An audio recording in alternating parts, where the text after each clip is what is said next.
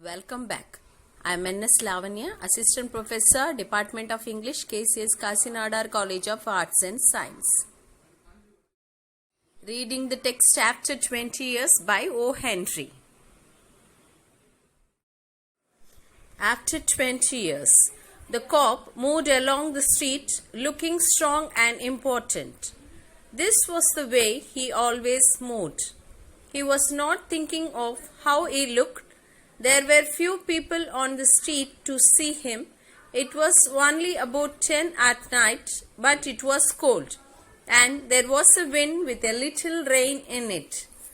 He stopped at doors as he walked along, trying each door to be sure that it was closed for the night. Now and then he turned and looked up and down the street. He was a fine-looking cop, watchful, guarding the peace. People in this part of the city went home early. Now and then you might see the lights of a shop or of a small restaurant, but most of the doors belonged to business places that had been closed hours ago. Then the cop suddenly slowed his walk. Near the door of a darkened shop, a man was standing. As the cop walked toward him, the man spoke quickly. "It's all right, officer," he said. "I am waiting for a friend. 20 years ago, we agreed to meet here tonight. It sounds strange to you, doesn't it? I'll explain if you want to be sure that everything is all right. About 20 years ago, there was a restaurant where this shop stands, Big Joe Brady's restaurant. It was here until 5 years ago," said the cop. The man near the coal had a colorless square face with bright eyes and a little white mark near his right eye. He had a large well in his necktie. 20 years ago tonight," said the man, "I had dinner here with Jimmy Wells. He was my best friend and the best fellow in the world. He and I grew up together here in New York like two brothers. I was 18 and Jimmy was 20. The next morning, I was to start for the West. I was going to find a job and make a great success. You couldn't have pulled Jimmy out of New York. He thought it was the only place on earth. We agreed that night that we would meet here again in 20 years. We thought that in 20 years we would know what kind of men we were and what future waited for us." "It sounds interesting," said the cop. "A long time between meetings, it seems to me. Have you heard from your friend since you went west?" "Yes, for a time we did write to each other," said the man. "But after a year or two, we stopped. The West is big. I moved around everywhere and moved quickly. I knew that Jimmy will meet me here if he can.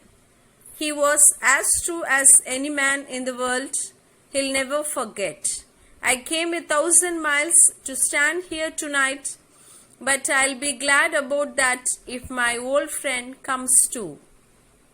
The waiting man took out a fine watch covered with small jewels. 3 minutes before 10, he said. "It was 10 that night when we said goodbye here at the restaurant Joe." "You were successful in the West, weren't you?" asked the cop. "I surely was. I hope Jimmy has done half as well. He was a slow mover. I've had to fight for my success. In New York, a man does not change much. In the West, you learn how to fight for what you get." The cop took a step or two. "I'll go on my way," he said. "I hope your friend comes all right. If he's not here at 10, are you going to leave?" "I am not," said the other. "I'll wait half an hour at least. If Jimmy is alive on earth, he'll be here by that time. Good night, officer." "Good night," said the cop and walked away, trying doors as he went. There was now a cold rain falling and the wind was stronger. The few people walking along that street were hurrying, trying to keep warm, and at the door of the shop stood the man who had come 1,000 miles to meet a friend. Such a meeting could not be certain, but he waited.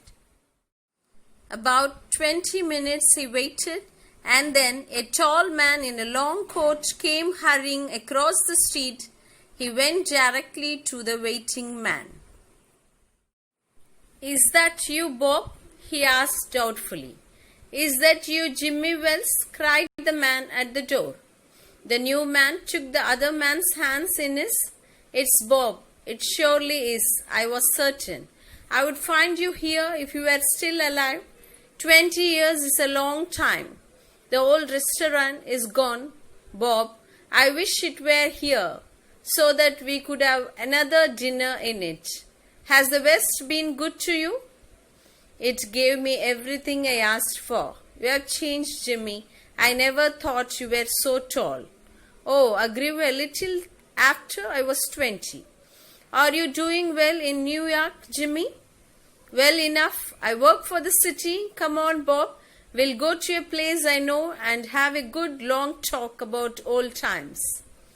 The two men started along the street arm in arm.